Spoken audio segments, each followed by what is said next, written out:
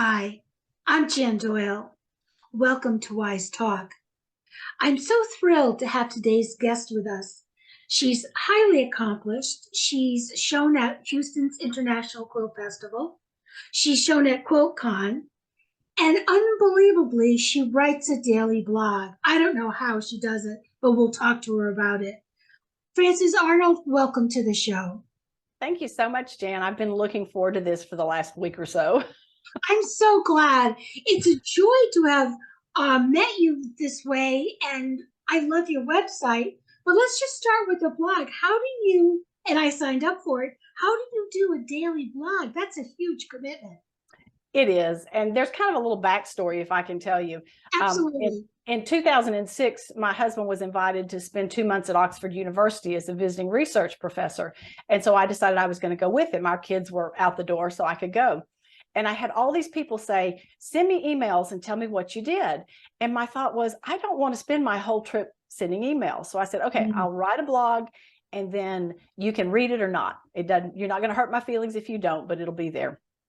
What I found as I wrote this blog is that it made me so much more observant about everything around me, because not only did I want to take a picture of something I saw, but I wanted to learn about it so I could write about it in the blog. And so I did that during that time. I did it for 2 or 3 trips that we took. And then a little bit later, I decided I was going to turn this into a quilting blog and do the same thing for quilting. This was probably 2008, something like that. And I found the same thing. I was a lot more observant because I was thinking, okay, now I want to write about this. I want to tell what I've learned about this. And so it made my quilting process a lot better. Plus the fact it's a great record of what I've worked on over these years. It was real inconsistent for a long time. I'd do 3 blogs one week, and then it'd be 6 weeks before I'd do another one. So let's move to 2020. We all had lots of extra time in summer of 2020 because we couldn't travel or do anything else we wanted to do. And so during that time, I decided I was going to try to up my game a little bit with blogging and with my quilting to do more teaching and trying to help people more. And so I said, okay, let's see if we can do this blog every day for 30 days. Okay, well, that worked. Well, let's try now another 30 days. And so I kept on adding to it until I ended up with a year. And I thought, well, when I get to the end of the year, I'll stop. When I got to the end of the year, I thought, I'm doing fine. Let's keep going. So I'm now almost up to day 1,000, which is very exciting. And I don't have any intentions of stopping right now. I just really like that standard that I've set there, and I'm going to keep trying to do it. But some days it's very fast. Some days there's just a picture that's an inspiration or something like that. And other days there are very deep blogs about products or techniques or something like that. But it's a lot of fun to do. If a listener wanted to sign up for your blog, what would they do? Just go to the blog, which will have the information, I think, at the end. And you can just sign up to subscribe to the blog so that you can receive notices. You can receive those through email, or if you're on WordPress or something like that, you can receive them through your program. And what is your website? My website is francesquilts.com, and it's Frances with an E. So it's FrancesQuilts.com. And then you can get to the blog from there. I highly recommend signing up for it, because what I've noticed is, I think everybody gets so many emails that emails they just get lost from me many times. But when I get one from you, I know it's not a life's commitment to read it. I can look at it and enjoy it, digest it, and then move on. So I just really highly recommend your blog. I also have to tell you, I loved your website. You give a ton of freebies on that website, and I thought the way I did a label was terrific. There's nothing wrong with my labels, but I read yours and I never thought to back it with a piece of fabric. And I loved your suggestion. And so other people can go and watch that. And it's not a major investment of time. It's kind of down and dirty, and you get the point and kind of move on. So exactly. You have some wonderful freebies on your website. What are some other things that you have? Well, my favorite section on the website is called My Favorite Things. And there's 3 parts to it. The first are tools that I have used and liked and have done reviews of. So when you click on one of those tools, it takes you to the blog post that was written about it. It may just be a written post, or it may send you to a video. If it's something that I can demonstrate, I'll go in and demonstrate using it at that point. The second part of that is techniques. So I have a listing of some of my favorite techniques, and some of these have just come out of necessity because I didn't know how to do X, Y, or Z. And so I did some research on it, or I found someone else that had talked about it, and I did it myself. And so again, most of those end up being linking out to videos showing how I did whatever. One of the last ones that I posted there was doing strip sets, the long strip sets for, in this case, a Bargello quilt, and how to keep those straight so that the seams aren't all doing that. And so just little things like that, but fun techniques. And then the third part is my favorite, which is machine quilting. And I just have reviews of different rulers that I've used or techniques that I've used. The latest thing I posted there was something I learned from Krista Watson at the International Quilt Festival this last year. And she talked about basting a quilt on your design wall, basting it vertically. And oh my gosh, it makes so much difference. It is so much easier. Now, obviously, you have to have a design wall, and you have to have, the quilt has to be smaller than that. But it was just astounding how much easier it was. And I wasn't crawling around on the floor and everything else. Well, it is always, especially at my age, getting down is not so bad. It's the getting back up. Yeah. Well, my knee replacement doesn't like it sometimes either. Oh, okay. What I'm going to do now is, you sent me several images, and I put them in a PowerPoint, and I'm going to go to share screen, and we're going to have a chance to talk about these images. Okay. Okay. This is the first image that I'm going to show. Can you tell me a little bit about this? Yes, this came from that very first trip to England that my husband and I made, and I was taking pictures just of everything. My husband actually makes a comment one day. He said, "You take pictures of some really strange things, but they're all just things that might inspire me." So this particular picture was taken at Kew Gardens. My husband was working there with some colleagues, and we got there real early one morning, and the colleague said, "Well, what are you doing now?" I said, "Well, I'm just going to hang around here until the garden opens and then go visit." He said, "Just come in the back gate and just wander around here. You're fine." So I got to spend about 2 hours in Kew Gardens all by myself. It was so much fun. Wow. But this is a picture of a greenhouse. And it was a real funky greenhouse. There's the picture of it. And I just took the picture looking straight up at it. And this picture stayed in my mind for forever. So in 2020, when I had all that downtime, I decided I was going to turn it into a quilt.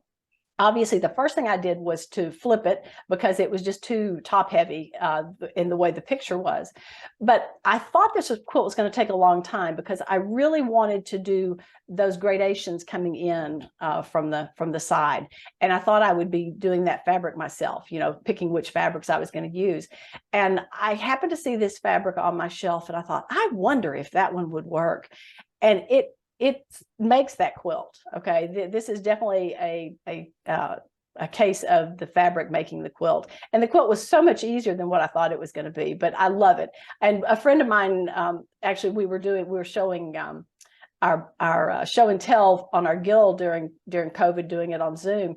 And one of the I said, I can't figure out a name, and so one of the girls got real quiet for a few minutes, and then she came back, "Bridge over the River Q." I was like, "Yes, that's perfect." That sounds terrific. And I have to ask you, did you buy that fabric just because you liked it originally, or did you have a special price? Because this is something I'm kind of going through mentally.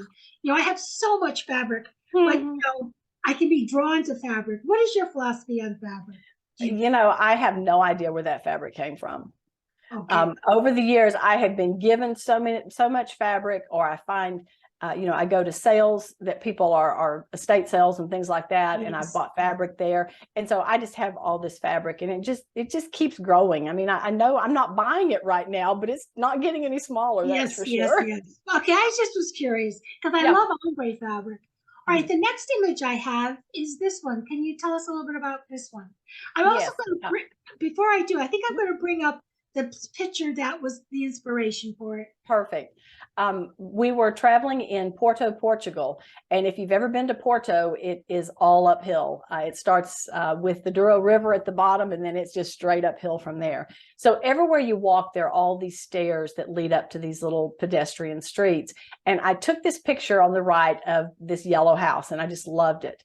And so I came home and I decided I wanted to turn it into a quilt. What I did for this one is I blew it up to the size that I wanted it to be. And this is a small wall quilt. It's not a big quilt by any means. I paper pieced it using the the outline and that I'd taken from the pictures. I love it. I love the yellow house. I love all the little details. Doing some embroidery for the lamp that's there, and just all the different things to it. But it was a really fun quilt to do, and one of the first ones that I had tried using the paper piecing technique for. Well, I also like to point out to the viewer that when you do something like that, when you take a picture and make your own quilt, the hand railing is gone. So if there's something that you don't like, just get rid of it, or you don't think it's in your picture. So that's very. And I didn't think it needed the graffiti on the wall either. Fine, Frances, fine. The next one we have is this one, which I absolutely loved. And then this is the matching inspiration photo. Right. In 2015, my husband and I decided that we wanted to do a trek in the Himalayas. We'd watched, I've forgotten his name. Anyway, we'd watched videos about people in this area, and I just had fallen in love with it, and so had he. So we decided before our knees blew out completely, we were going to go do a trek.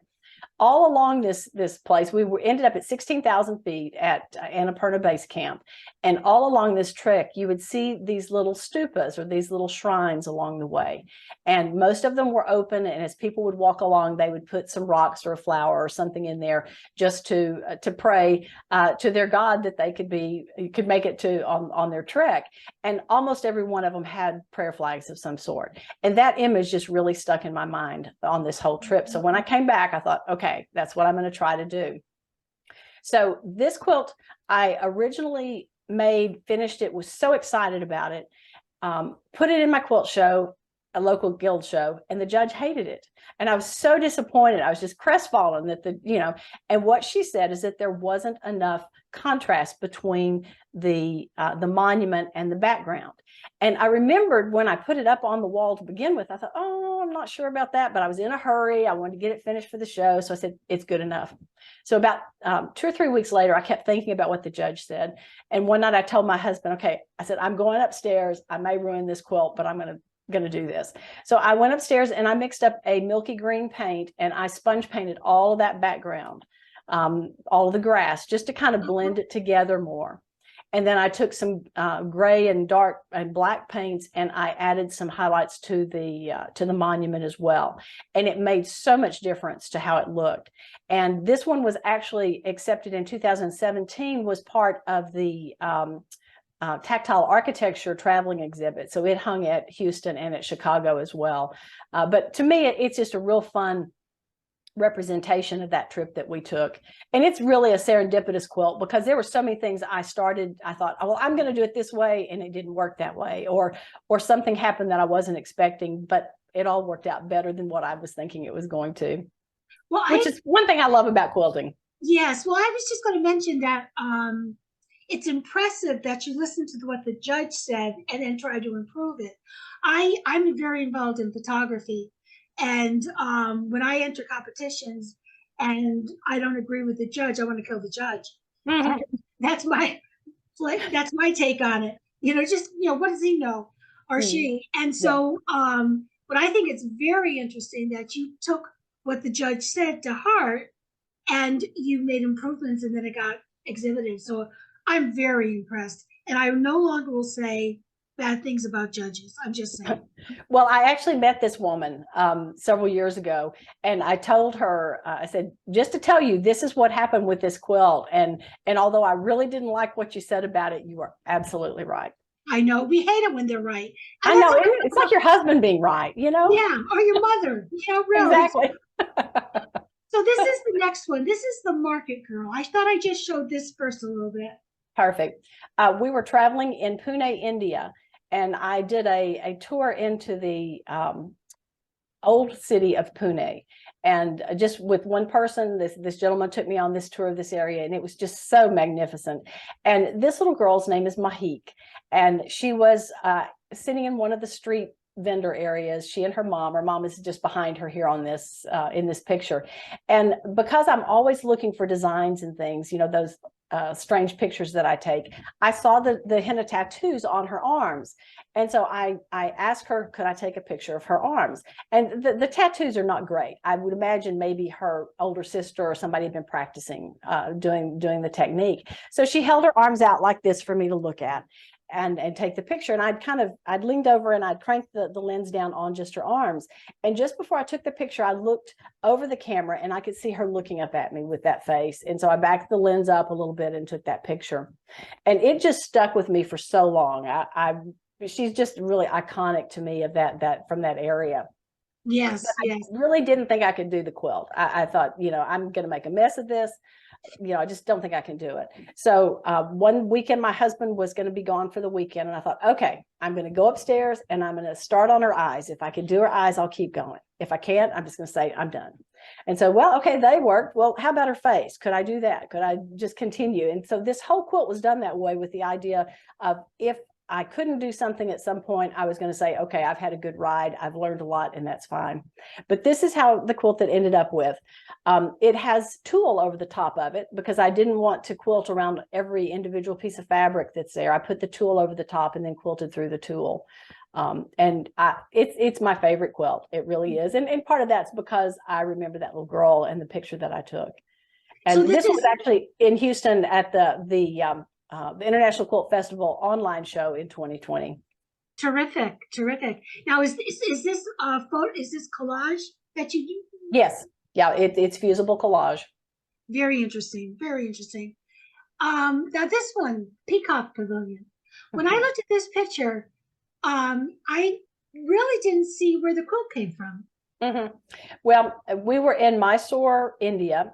And the gentleman who was our host said, well, we have to go to this one temple or one palace. I just saw it. Yeah. And as we were walking up to this palace, there was an area that they took our cameras away from us. I was like, no, I can't, I gotta have my camera.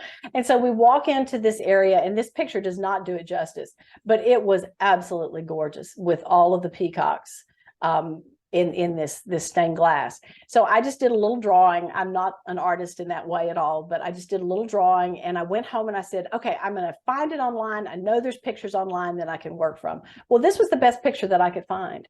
And so I thought, okay, well, we're going to work from that a little bit that we can and see what I can come up with. And so the quilt, there's the one that came out of it. And again, it's a favorite. It's the only thing my daughter says that she wants to inherit from me is the peacock quilt. That's the problem, is she wants it now. She doesn't want to wait. She wants it now. Yeah, she's asking your demise, but that's interesting. Yeah. I think that might be the last one. Oh no, it's not. Okay, here's the next one. Okay, this was in Rome at the Cathedral of San Giovanni. And when I walked in and looked at this floor, it was just covered in tiles. The whole floor was just absolutely gorgeous. And I spent probably 30 minutes there taking pictures. And I would, I look down and click, and then I take 2 steps, I'd look down and I click, and I just kept doing this all through the church. And there were 2 little ladies sitting on a bench over on the side, just laughing their tails off at me. They thought I was the funniest thing in the world that I was in there taking pictures. When I finally got ready to make this quilt, I had originally thought I was going to paper piece it. And I'm not a huge fan of paper piecing, but I use it when I need to. But the more I looked at it and the practice pieces that I did, I thought, okay, I can do it, but I'm not going to really enjoy it. And I probably will never finish it because it's going to be a Herculean task to do this quilt. And so I decided to fuse it instead. So I dyed the background for it and just started fusing those pieces down. And I love the way it turned out. It's one of my favorites. And I have to tell you, the floor is just gorgeous. That floor, I mean, who could not? And I'm also, I meant to mention it earlier, you know how to get around. You do a lot of traveling. Oh, yeah. And your quilts are a wonderful way to document your travels. Mhm. What made you? I call them my travel log quilts. So I'm not going to show you my photos from my trips. I'm going to show you my quilts from my trips. Sounds good to me. Now, what made you start that? Just from your first trip, or start?